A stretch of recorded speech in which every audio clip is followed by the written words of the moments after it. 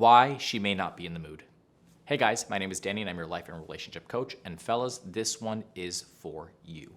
I have gotten a lot of requests about this video, really just trying to figure out how to get your wife, your girlfriend in the mood, right? Get your partner in the mood. And reasons for why she may not be. I think oftentimes the common misconception is that we immediately turn the mirror on ourselves and say, what's wrong with us? What are we doing, right? What are we doing wrong? And many times it may not necessarily be anything that you are doing in particular. I mean, don't get me wrong.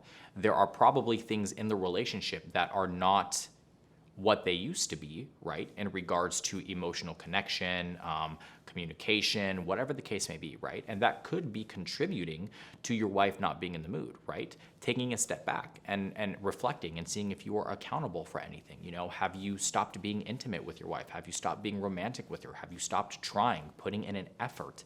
Are you prioritizing other things in your life other than the relationship, right? Because one of the primary things in regards to building a connection with your wife, with your girlfriend, with your partner is the emotional aspect, right? The bonding aspect. And for women, the foreplay is really that emotional connection, feeling understood. And men, you have to understand something.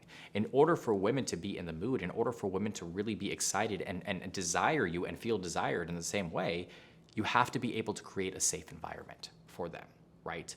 And what that basically means is them feeling like they can be completely vulnerable around you, that they can trust you completely and utterly, and that you will be a strong support system for them. And if they do not feel that way, I mean, ladies, correct me if I'm wrong, because I'm assuming there are probably going to be some women who are watching this video, that also contributes to that feeling, right? That inability to really kind of get in the mood. Maybe there's other things that are involved here, right? Maybe there are general frustrations and resentments from past arguments and conversations that have not been resolved. There's a multitude of different things, but I wanted to go through some of the primary ones that I oftentimes see that a lot of people don't necessarily think about, right? So the first one is that there's possible just health complications, right? Personal complications. You know, she may be on her period. She may be menopausal. She may have a hormone imbalance. She may be going through some major stressors in her life that are causing her to not necessarily be in the mood. And I want to caution men against making women feel bad about that, because a lot of the times it may be outside of their control, right? And the more pressure that you put on her, the more you make her feel bad about that, the worse it's going to get. The less in the mood she's going to be. You know, libido fluctuates. The way in which we feel that sexual drive, it fluctuates, even for men, right? So a lot of guys out there, I think the common misconception is that guys are always ready for sex. We're always ready. We're always in the mood. And that's not necessarily true. You know, there are things that affect us as men as well that contribute to us not being in the mood either. So it would be unrealistic to think that women don't go through the same thing. You know, and like I said, a second part of this might be just external stressors in regards to work, friends, family. Maybe she's having familial issues. Maybe she just had a falling out with a friend. Maybe she is incredibly stressed with work because, you know, a lot of people are being furloughed and she's trying to keep her job, or her boss is micromanaging her, or she doesn't feel like she's completing her projects as efficiently as she wants to. There's so many different factors that can be contributing to that. And external stressors is one of the primary reasons for why people's libido and their sex drive get affected, right? Because the more stressed and the more anxious we are, the less in the mood we are.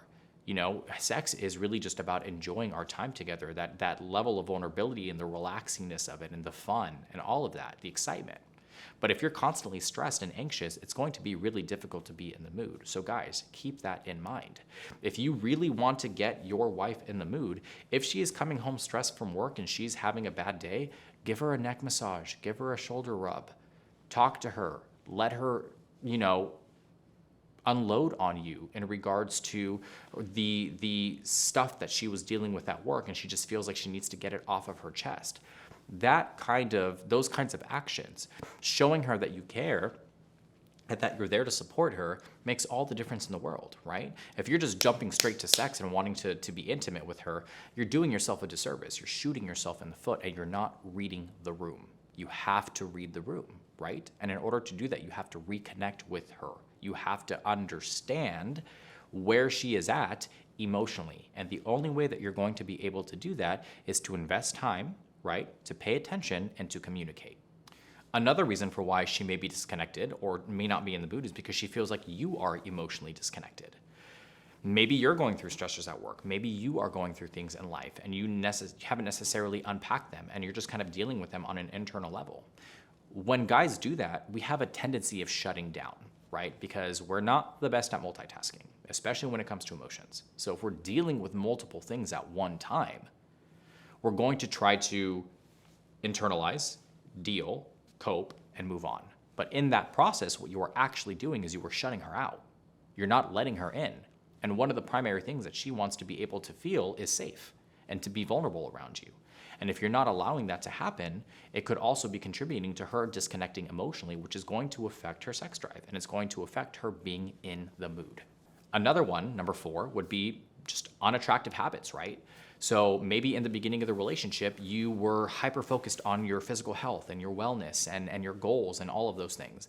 And maybe over time, you've become so comfortable that you've picked up bad habits that you had prior to the relationship, or maybe you've just picked up new habits that you didn't even know that you would have ever picked up, right? Maybe you've started smoking cigarettes. Maybe you drink a little bit more than you should. Maybe you eat unhealthy and you kind of let yourself go.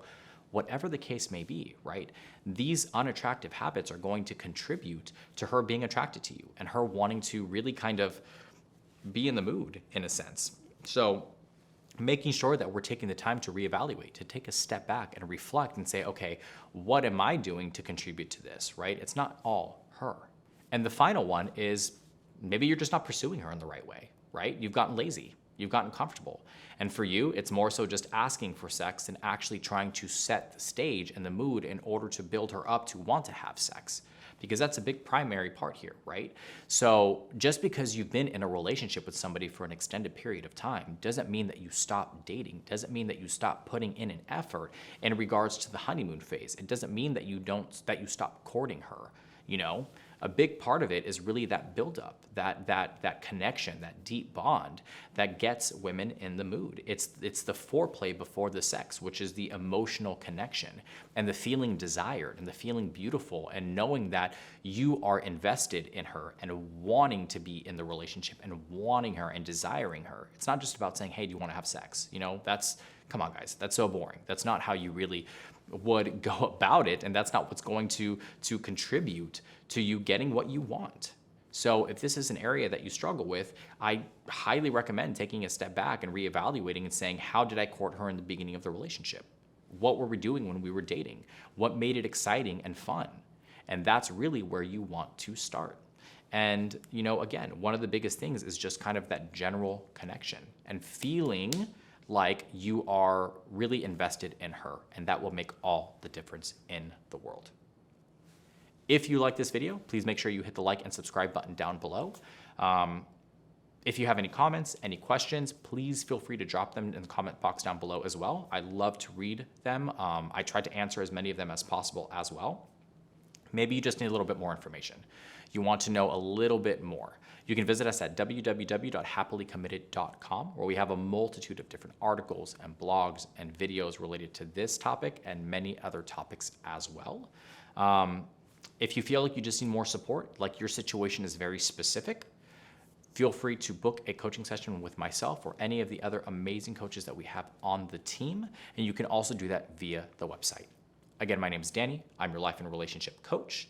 I hope you're staying happy and healthy, and I'll see you soon.